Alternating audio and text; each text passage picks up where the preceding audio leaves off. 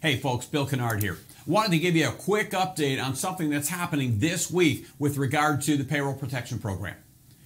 Earlier this week, the Senate passed Bill H.R. 7010, which is the Payroll Protection Program Flexibility Act of 2020.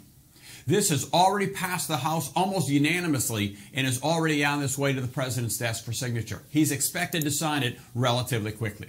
Now, this makes a number of different changes to the forgiveness portion of the Payroll Protection Program.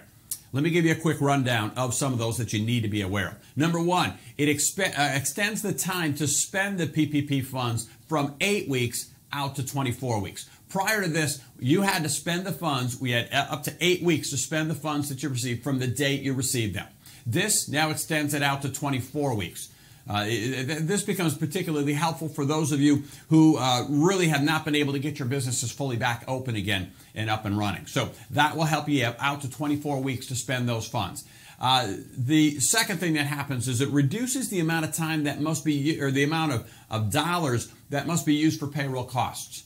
Prior to this, at least 75% of those PPP funds had to be used for payroll. The remaining 25% could be used for things like utilities and mortgage payments and things like that. This act now changes that and reduces that number down to 60%. So saying at least 60% of these funds must be used for payroll. The remaining 40% can then be used for utilities and mortgage and other items. Keep in mind, however, that as this act is written, it really creates what I call a cliff. Right? Whereas prior to this, if you didn't hit the 75% level, 75% of those funds going to payroll, it would basically reduce, or they would prorate the amount of your loan that would be forgiven.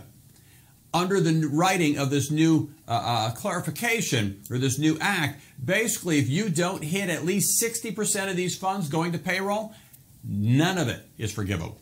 Right? So make sure at least 60% of the funds that you're using are being used for payroll type expenses.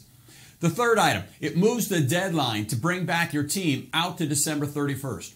Prior to this, if you laid off any of your people, you had to bring them back under this act and still have the loan forgiven by the end of June. They've now moved that out to December 31st, and it really brings it in line with the enhanced unemployment benefits that were also granted under the CARES Act. That basically is the element or the clause in there that if you laid off some of your team as a result of the pandemic, they would earn not only their standard unemployment benefits, but also an additional $600 per week. And for some of you, it made it really difficult to bring those people back. They didn't want to come back to work as a result of that.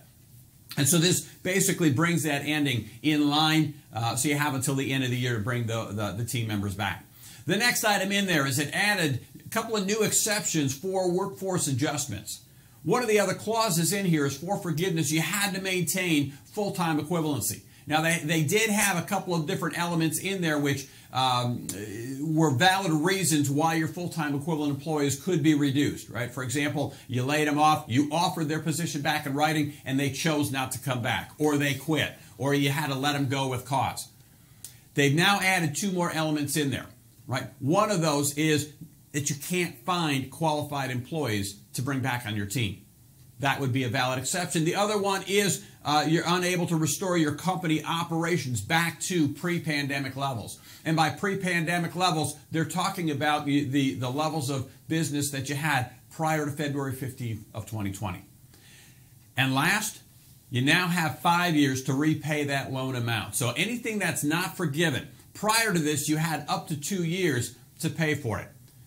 Payments are deferred for 6 months from the day that you receive your funds, and then after that you had to start making payments back and repay everything within 2 years. They've now extended that out to 5 years. The interest rate is still at a 1% interest rate for any of those unpaid balances, but again, it gives you more time to pay those dollars back.